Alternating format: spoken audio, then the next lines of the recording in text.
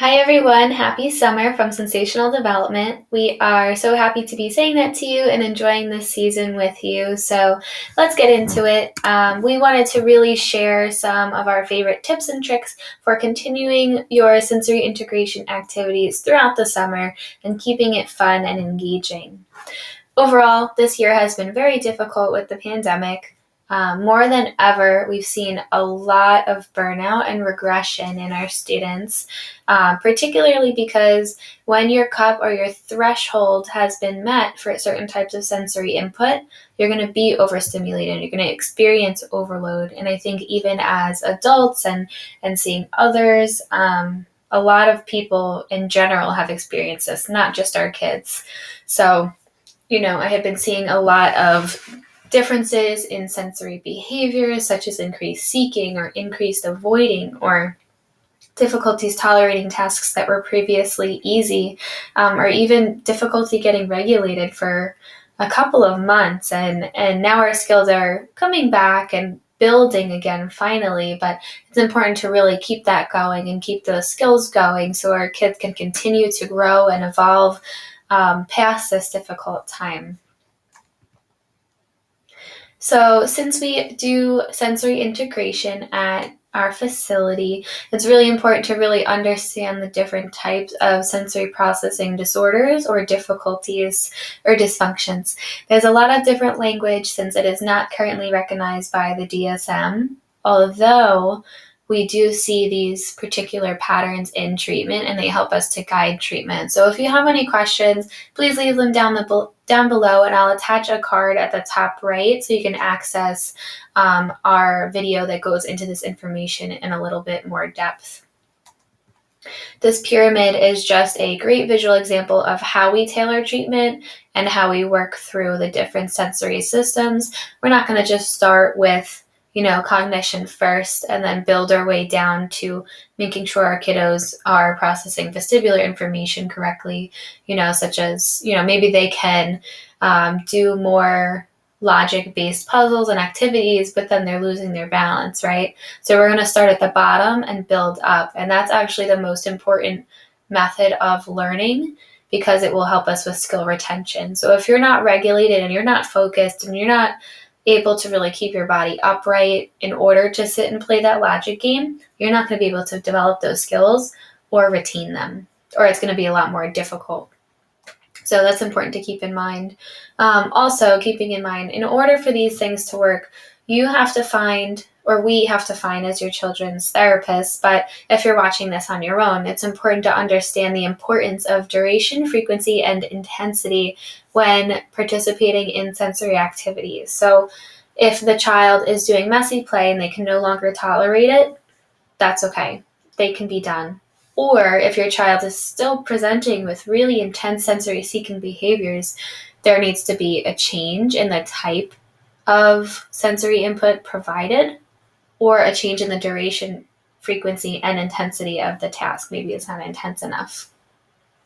Sensory-rich routines and lifestyles are really important for a sustainable growth and maintenance of sensory integration skills. So that can look like healthy foods and running, but it can also look like helping to fold warm, soft towels, right? Or helping you to carry groceries when you're at the grocery store, or pushing the cart, or kneading the dough when you're making bread or cookies for you. It's also really important to have education for our parents and our children and our caregivers and teachers and all of the wonderful care team parts that we work with. So just making sure that carryover is there, that collaboration is there, the appropriate referrals are made, and that's kind of how we guide our treatment.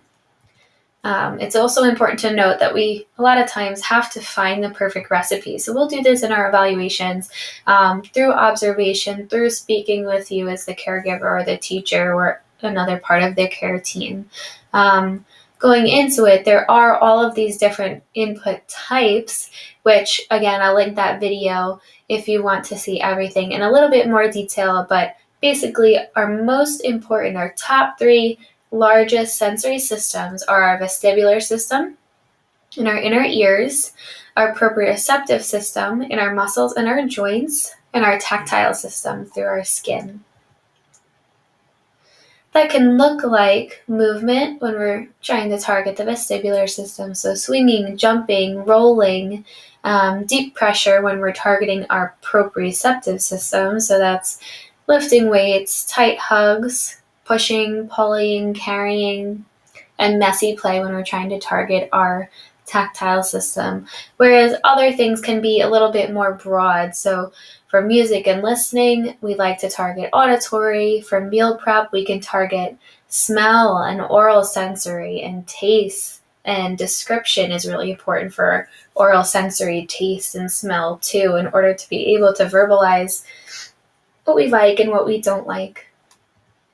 So how do we do this? How do we set up these activities? How do we make them work? How do we make them fun and engaging and not just like another task? It's really important to set up the environment, give your child choices if they are able to easily make choices and formulate a plan. But if not, they'll need a little bit of assistance, right? So use whatever you have. Step on couch cushions, pull out blankets, hide things under super soft blankets like puzzle pieces, and they're getting so much tactile input that's regulating there, including movement if it's well tolerated. We don't want to be over fatigued, but finding that just right challenge and that balance is really important. Making it fun, so maybe we could play music and play freeze dance or find a movement-based YouTube video, and then doing those videos together was just amazing. You can have that camaraderie or see, who can do this the fastest. Relay races, engaging with friends, lots of different activities like that can really help the success and the enjoyment of the activity for your child or your student. So some tips and tricks, and you may want to pause this page because they have a lot of tips and tricks in number 1 in regard to identifying the child's needs and limitations. Again, we want that just right challenge and to meet them where they're at. So we don't want to engage in tactile input for too long to the point where it's dysregulating, right?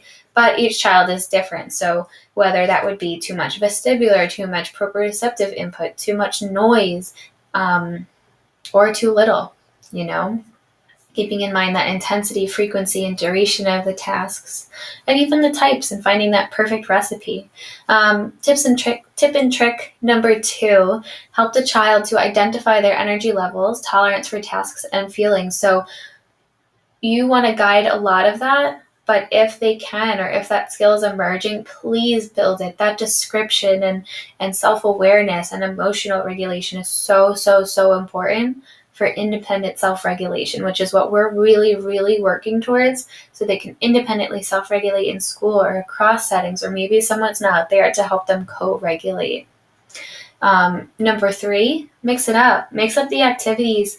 Get creative. You can make an obstacle course out of almost any setting. There's always something to be used or to be built on. Today, one of the kids was waiting for their parent to pick them up, and he said, "What can we do in the waiting room?" And I looked around and I said, "Let's count all the decorations." And he enjoyed it, and he moved around the room and counted them, and it kept him on task and focused and engaged in the activity, and ready to transition out of the session. So that was really fabulous. There's always something you could be using.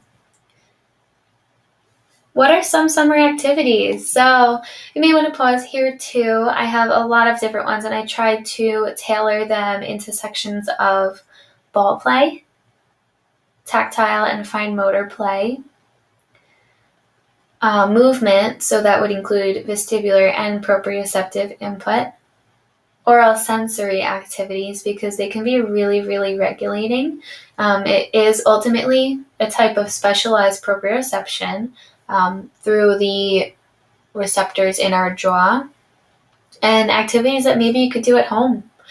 Gardening is such a beautiful and sensory-rich activity. Think about how much we're doing, or how much we touch and smell when we're making a pie and we're reading the directions, or even just when we go to the beach or walk outside, go on a hike with our shoes off. So there's some really beautiful summer activities. If you have any questions about them, please put them in the box down below. And that is what we have for you today. So thank you so much for spending some time with us. We look forward to seeing you soon, and enjoy your summer.